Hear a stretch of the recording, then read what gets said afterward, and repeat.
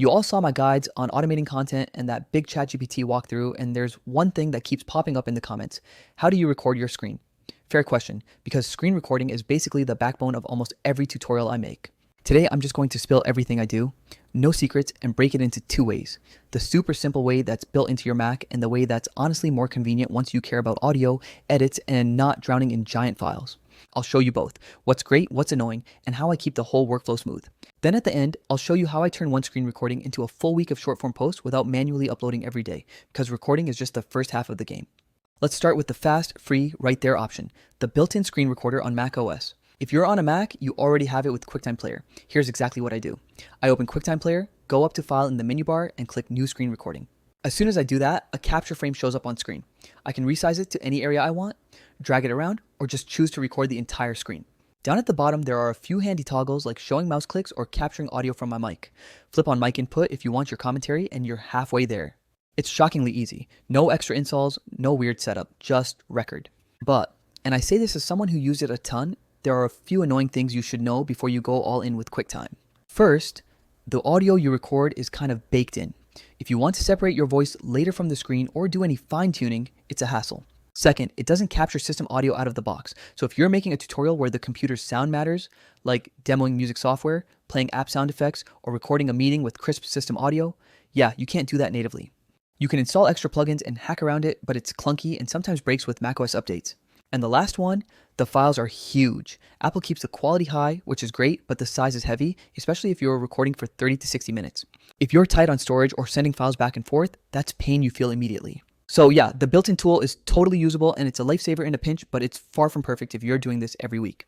Those exact pain points are why I moved to a dedicated screen recording editor. I've been using Wondershare DemoCreator because it's just as easy to start recording, but you get all the extras that save you time on literally everything after you hit stop. The way I record in DemoCreator is pretty similar. I hit new recording, select the screen area, tweak a few settings, and go. The difference is I have way more control. I can pick the exact resolution I want, choose my mic, add my camera feed as a picture-in-picture, and it remembers my setup, so I'm not redialing it every time. And this is where it actually pulls ahead for me. It has recording modes for whatever kind of content you're making. Just the screen, screen plus camera, camera only, a game mode that optimizes for gameplay, a virtual avatar mode if you don't want your face on camera, and even a video presentation mode if you're narrating slides and want that clean look. If you're doing tutorials, walkthroughs, product demos, or live teaching, having all those modes in one place just makes sense. The other thing I noticed right away is the file size and quality balance. Recording still looks super crisp, every bit as sharp as what I get out of QuickTime, but without the massive files that choke your drive. That matters when you're making content regularly. And here's a little creator trick that saves me all the time. There's an AI teleprompter built in. I upload my script or bullets, it scrolls automatically while I'm talking, and I can keep eye contact with the camera. No second monitor, no janky iPad setup taped under the lens. It keeps my delivery tighter and cuts down on retakes. If you're on camera and your background is chaotic, there's also a background remover, so you can float cleanly over your screen without hauling out a green screen. It's great for tutorials where you want to be present but not block the interface. And if you like to teach the way teachers actually teach by pointing at stuff, DemoCreator lets you draw on the screen while you record. I can pull up a pen, arrow, shape, or text and literally annotate live. They even have a highlighter tool that lets you emphasize text in the recording without waiting to do it in the edit. There's a whiteboard built in too, so if you need to sketch a workflow, outline a concept, or diagram a process, you pop it open and draw right there. If you run Zoom classes or webinars, this alone is a game changer because it feels like a real lesson instead of here's my desktop. Now, once the recording's done, this is where the dedicated tool really shines, editing. When I bring the recording into the timeline, my screen capture, my camera feed, and my mic are all on separate tracks automatically. That's huge. It means I can trim coughs out of my voice without messing up the screen timing, punch in on the webcam for a reaction without re-cutting the whole clip, and keep everything synced without gymnastics. If my voice needs a touch-up, there's denoising and a speech clarity boost that cleans it right up. If I want more control, I can go into the audio effects and do fancier stuff, remove background hum, tame white noise, even separate vocals from a music track if I brought music into the recording. The AI music separation is wild. You upload a song and it pulls the vocals into their own lane so you can drop lyrics entirely and keep the instrumental or vice versa. If you've ever fought a noisy office or a fan in the background, you get why that matters. There's also a voice changer, which I'll be honest, I don't use often for tutorials, but if you're building characters or doing a fun skit inside an educational video, it's right there. The AI dubbing is the part I do use when I miss a line or want to swap in a cleaner sentence later. I just type the line, pick a voice, and it generates a voiceover on a new track that matches the pace of my speech. It feels pro because it's not glued into the main audio. You can control the speed, balance, and volume like a normal track. For team training videos or corporate walkthroughs, being able to patch a miss without re-recording the whole segment is such a relief. For the visual side, there's a feature called Smart Zoom that makes your tutorials feel way more intentional. Turn it on before you start recording, and then in the edit suite, you can apply automatic zooms that guide the viewer's eye to the exact area you're talking about. If you're like me and you want precise control, you can also drop custom zoom and pan templates wherever you need them and choose the animation style. I use this constantly to emphasize buttons, toggles, and small UI elements so people don't get lost.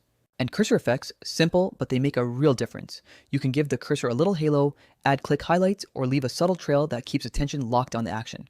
Compared to other apps I've tried, it's way easier to get those effects tuned exactly how I like them instead of close enough. We're still not done, because you get some sleeper features that save hours over a week. Auto-subtitles in the same app, so you're not exporting to upload somewhere else just to caption. Accessibility goes up, retention goes up, and it makes your clip feel premium. Yes, there are even light beauty filters for your webcam feed. I'm fine with how I look, but I'm also not mad at a tiny polish pass when I'm editing late and look like I haven't slept. The AI object removal is one I didn't think I'd use as much as I do.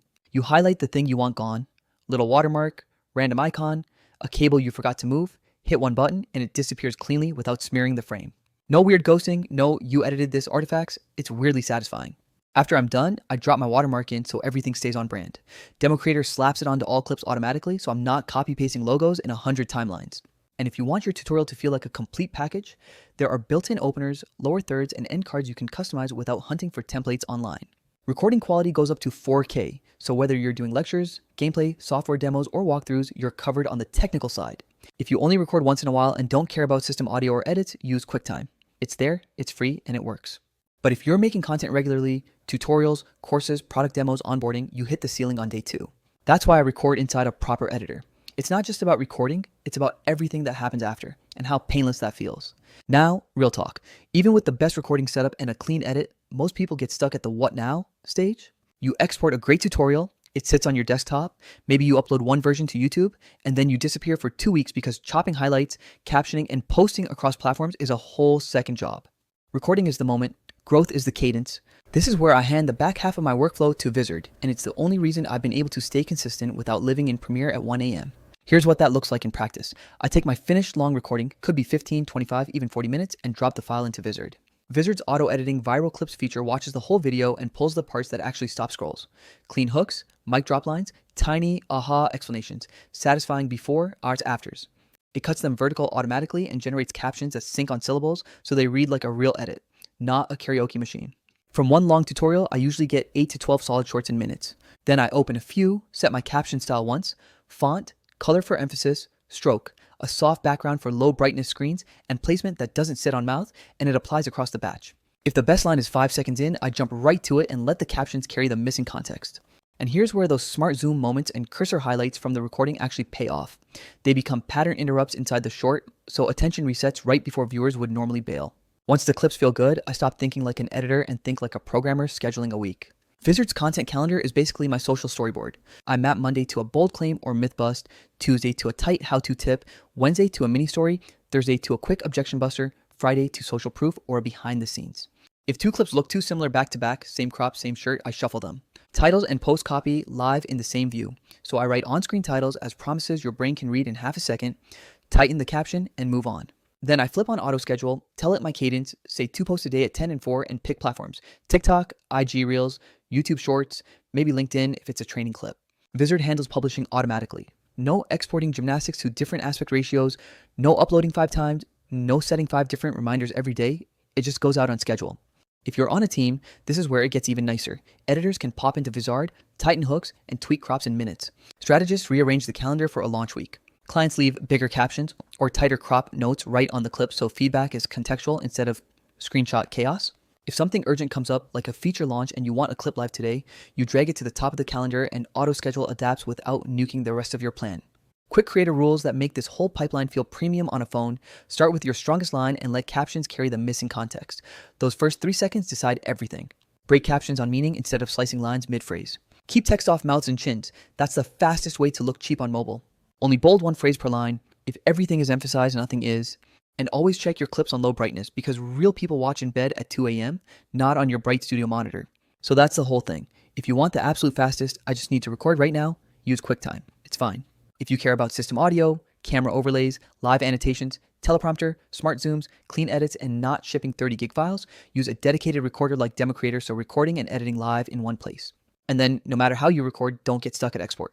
Drop the long video into Vidyard, let it pull 8-12 shorts automatically, give them a consistent caption style, lay out your week in the content calendar, and turn on auto schedule so your content actually ships while you're doing literally anything else. If you try this workflow, tell me what part saves you the most time. For me, it was getting out of the export, upload, repeat hamster wheel. Record once, edit once, schedule once, and move on. That's how you keep creating without burning out. And honestly, that's the only way to turn one clean screen recording into actual growth.